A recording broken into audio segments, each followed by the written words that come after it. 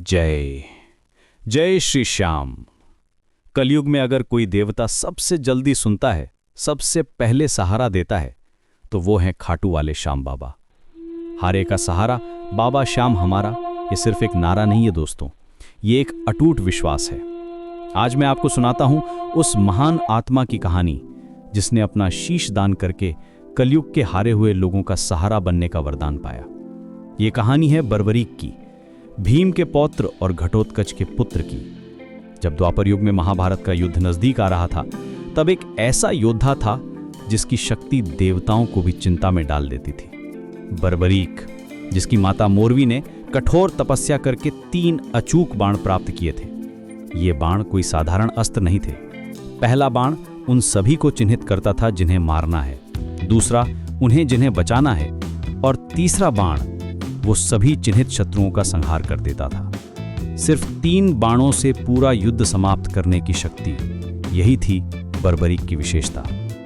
लेकिन बर्बरीक ने एक प्रतिज्ञा ली थी, एक ऐसी प्रतिज्ञा जो धर्म के लिए चुनौती बन गई थी। उसने कहा था, मैं युद्ध में हमेशा हारने वाले का साथ दूंगा। अब सोचिए, अगर कोई पक्ष हारने लगे तो बर्बरीक उसका साथ देगा और अपने अचूक बाणों से वो जीत जाएगा।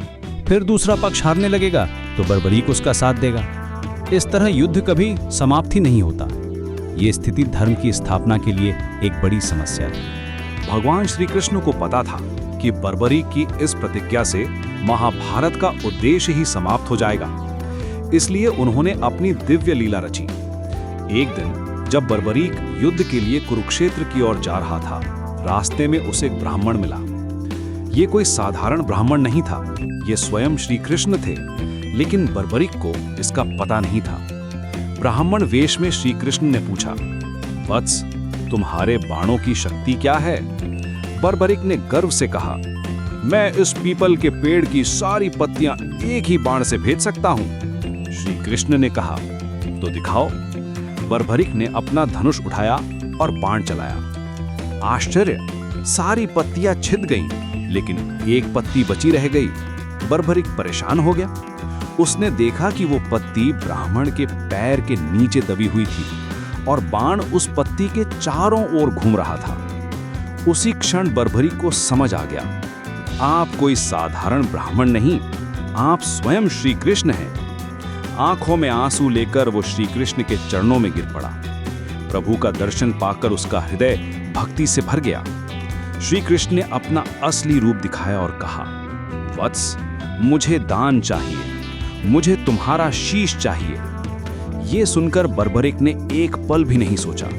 बिना किसी सवाल के, बिना किसी हिचकिचाहट के उसने कहा, प्रभु, ये शीश आपके चरणों में अर्पित है। और उसी क्षण उसने अपना शीश काटकर श्री कृष्ण को अर्पित कर दिया।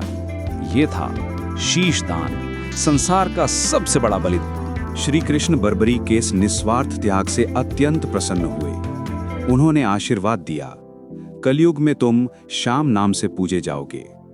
जो तुम्हें सच्चे मन से पुकारेगा उसकी नैया पार होगी। तुम हारे का सहारा बनोगे।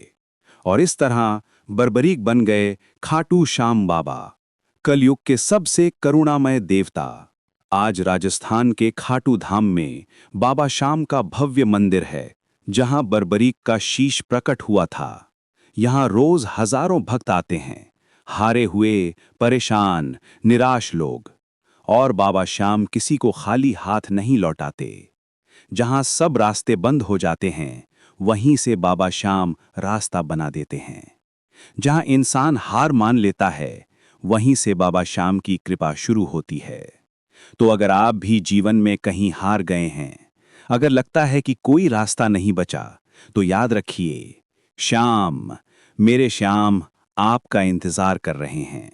बस सच्चे मन से पुकारिए, हारे का सहारा बाबा श्याम हमारा, और देखिए कैसे आपकी जिंदगी में उजाला आ जाता है। जय श्री श्याम, जय बर्बरीक, जय